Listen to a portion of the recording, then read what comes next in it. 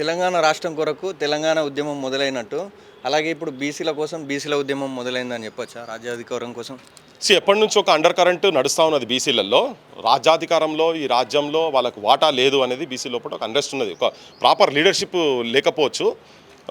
దాన్ని ముందుకు తీసుకుపోయి వాళ్ళకు ఆ బీసీ వర్గాలకు ఒక ధైర్యాన్ని ఇచ్చి ఒక నమ్మకాన్ని ఏర్పాటు చేసి ఒక నిజాయితీగా నిజంగా కూడా సమాజానికి ఒక నాయకత్వం వహించగలిగేటువంటి స్థాయిలో ఉన్నటువంటి వాళ్ళు కనిపించకపోవచ్చు.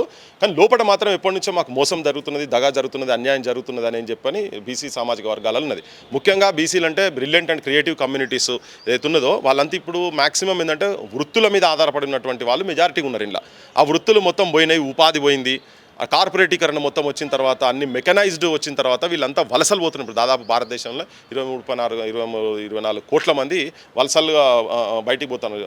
సో వాళ్లకు ప్రాపర్గా ఒక దగ్గర ఉండి నిలకడగా ఉండి ఒక నాయకత్వం తీసుకురావాల్సిన అవసరం ఉంది. బాగా ఇవాళ అత్యంత పేదరికంలో ఉండి బడులకు కూడా నోచుకోలేనటువంటి జాతులలో వీళ్ళు ప్రధానంగా ఇట్లా బీసీలో ఉన్నటువంటి వాళ్ళు చాలా కులాలు అట్లా ఉన్నాయి.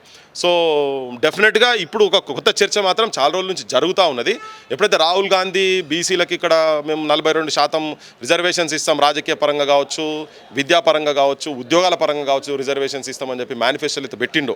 ఈవెన్ కేంద్ర ప్రభుత్వం మీద కూడా విపరీతమైన ఒత్తిడి జరిగింది. బీహార్ నితీష్ కుమార్ ఎప్పుడైతే అది తీసుకొచ్చి పెట్టిండో సో అక్కడి నుంచి జరుగుతూనే ఉన్నది. సో ఇక మా దగ్గర కూడా ఎందుకు రావద్దు, ఇక్కడ కూడా దాదాపు అందరు కలిస్తే దాదాపు 92-93% బీసీ ఎస్సీ ఎస్టీ వర్గాలు మైనారిటీస్ కలిపి ఇక్కడ ఉన్నారు. కానీ రాజ్యాధికారంలో వాళ్ళ వాటాలు బీసీల వాటాలు లేవు అనేది ఆ చర్చ జరుగుతుంది. కాబట్టి అది ఉంది, కొద్దిగా ఎక్కువ పెరిగింది. ఇంకా భవిష్యత్తులో కూడా ఇదంతా వాటాల కొట్లాటలు ఈ వాటాలు ప్రాపర్గా షేర్ రానటువంటి వాళ్ళ లోపల డిసెంట్ ఉంటుంది. ఆ డిసెంట్ తోటే ఎక్కడనో దగ్గర డిసైడ్ అవుతారు. దాని తర్వాత ఎక్కడనో దగ్గర వాళ్ళు పోరాటానికి నూసుకుంటారు. ఇప్పుడు అదే జరుగుతున్నది. ఆ చైతన్యం ఇంకా స్ప్రెడ్ అవుతుంది జనం, బీసీ జనం లోపల. మనం ఎక్కడెక్కడ ఏ రంగాలలో ఎట్లా న్యాయానికి గురవుతున్నాము ఏంటిది ఏం సంగతి అనేది రాజకీయ పరంగా కావచ్చు, ఎంప్లాయ్మెంట్ పరంగా కావచ్చు, ఎడ్యుకేషన్ పరంగా కావచ్చు, ఇవన్నీ జరుగుతున్నాయి. ఇలా బడులు మొత్తం బంద్ అవుతున్నాయి. దాంట్లో చాలామంది బళ్ళలో పోయే పరిస్థితి లేదు. ఈ ఉపాధులు పోతున్నాయి కాబట్టి వాళ్ళు చదివించే పరిస్థితి లేదు. ప్రైవేట్ కాలేజీలలో ప్రైవేట్ స్కూళ్ళలో చదివించే పరిస్థితి లేదు. డ్రాప్ అవుట్స్ అవుతున్నాయి. ఉన్న స్కూళ్ళలో కూడా ప్రాపర్ ఎడ్యుకేషన్ లేదు.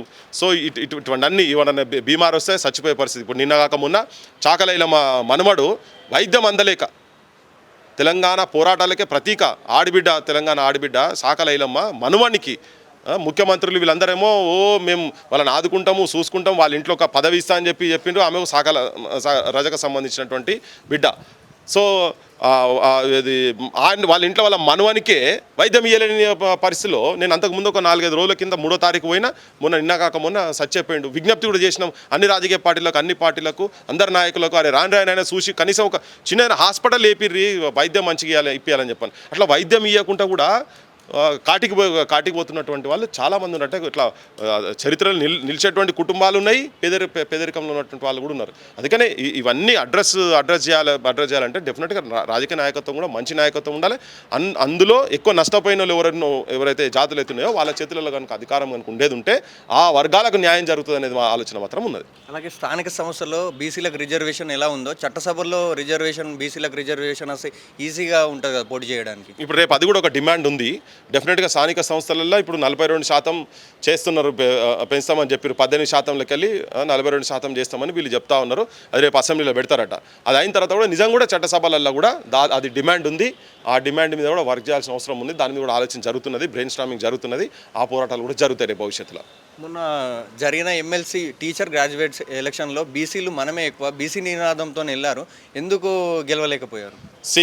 బీసీ ఓట్ అంతా అటు ఇటు స్కాటర్ అయింది. బీసీ అనగానే ధన్మని అందరూ ఊరుకొచ్చి ఓట్లేమి వేయరు. నువ్వు ఆ బీసీల గురించి ఏం పని చేస్తున్నావు, ఆ సామాజిక వర్గాలు ఎక్కడెక్కడ వెనుకబాటు జరిగినా, ఎక్కడెక్కడ అన్యాయాలు జరిగినా, ఎక్కడెక్కడ దగా జరిగినా, ఎక్కడెక్కడ మోసాలు జరిగినా వాళ్ళకు నువ్వు ఒక వాయిస్ అయినవా లేదా, వాళ్ళ గొంతుకు అయినవా లేదా, ఆ బీసీలు కూడా చూస్తారు కదా. సో అవన్నీ నువ్వు కొన్ని 10 ఏళ్ళ నుంచో 20 ఏళ్ళ నుంచో ఆ వర్గాల గురించి నువ్వు పని చేసినప్పుడు ఆ వర్గాలు దగ్గర తీస్తాయి. ఓవర్ నైట్ నువ్వు పోయి నేను బీసీని నాకు ఓటే అంటే ఒకటి అట్లా ఉండదు. తర్వాత నువ్వు ఇట్లా ఏ లైన్ తీసుకోపోతావు అనేది ఉంటుంది. ద్వేషించుకునేటువంటి భాష కావచ్చు, అన్నీ అబ్జర్వ్ చేస్తారు. అటువంటి వాటితోటి కావచ్చు, ఉట్టిగా నువ్వు ట్యాబ్ లైన్లలో వచ్చుకుంటా హెడ్లైన్స్లలో వచ్చేటువంటి న్యూస్లు అటువంటి మాటలే మాట్లాడే అటువంటి ఆలోచన కనుక తీసుకొని పోతే కూడా తొందరగా యాక్సెప్టబిలిటీ ఉండదు. అందరినీ మెప్పియాలి, ఒప్పియాలి, ఖాళీ బీసీలు కాదు, ఈ బీసీ నాయకత్వం చేతుల్లో అగ్రకులాలు కావచ్చు, షెడ్యూల్డ్ కులాలు కావచ్చు, షెడ్యూల్డ్ ట్రైబ్స్ కావచ్చు, యావత్ సమాజానికి ఈ బీసీలు పలాని బీసీల నాయకత్వం కనుక చేసేది ఉంటే మా అందరి వాటా మాకు వస్తుందని ఒక నమ్మకం కలిగించేటువంటి మానసిక స్థితి ఉన్నటువంటి నాయకత్వం ఉన్నప్పుడు ఆ వర్గాలు కూడా వస్తాయి. ఎంతైనా అంతేనే కదా, ఎవరు ఇండివిజువల్గా ఆలోచిస్తారు కదా. ఇలా కొత్తగా నువ్వు రాగానే నువ్వేదో ఎమ్మెల్సీ ఎలక్షన్ రాగానే నువ్వు ఎమ్మెల్సీ అయ్యేందుకే నువ్వు నిలబడ్డావు అన్నట్టుగానే పోతుంది కదా. అట్లా కాకుంటే నేను ఎమ్మెల్సీని అయితే నేను నా జాతితో పాటు అందరినీ నేను సమానంగా వాళ్ళ వాటా వాళ్ళకు ఇప్పించగలుగుతా, వాళ్ళందరికీ ప్రజలకు అన్ని మేలు నేను ముందుండి నేను ఇప్పించగలుగుతా అనే నమ్మకం కనుక కలిగిస్తే అది వేరే తిరుగుంటుంది. అట్లా అందుకనే బీసీలు అనగానే పడ్డాయన్ని బీసీలే కూడా కాకపోవచ్చు, బీసీలే వేరే వాళ్ళు కూడా వేసి ఉంటారు కదా. సో దాన్ని అట్లా కులమానం అట్లా పెట్టుకుంటే కష్టమవుతుంది అది. అలాగే మొన్న గ్రాడ్యుయేట్ ఎమ్మెల్సీ ఎలక్షన్లో బీసీ అభ్యర్థిగా ప్రసన్న హరికృష్ణ దిగితే డబ్బు పంచకుండా ప్రచారం చేయకుండా చాలా ఓట్లు వచ్చాయి, అదే గెలుపుతోని సమానమని అంటున్నాను. అవును, అంటే ఒక గుడ్ సైన్ అది. పైసలు పంచకుండా అన్నట్టుది నిజంగా కూడా రాజకీయ వ్యవస్థ మారాల్సింది ఉంది. మేము చాలా ఏళ్ళ నుంచి దాని మీద వర్క్ చేసి చెప్తా ఉన్నాను నేను కూడా.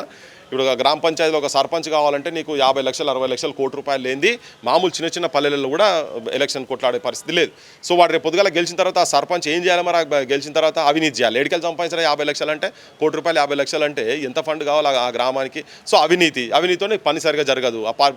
ఆ పైసలు ఎవరికి రోడ్ వేసింది అనుకో, రోడ్లో 20-30% తీసుకున్నాడు అనుకో, అది 2 వారాల్లో కొట్టుకోపోతుంది. మళ్ళీ తర్వాత నీకు ఆ రోడ్ రాదు, అది అట్లనే పాడవుతుంది. సో ఈ పైసలు ఎవరి ప్రజల పైసలు కదా. సో అట్లా ఏంటంటే నువ్వు నాయకత్వంకి వచ్చే స్థాయిలను ప్రజలు కూడా పైసలు తీసుకోకుండా నిజాయితీ పరులను నీతివంతులను కనుక ఎన్నుకోగలిగితే అదొక సమాజానికి ఒక మంచి సమాచారం పోయినట్టుగా ఉంటుంది.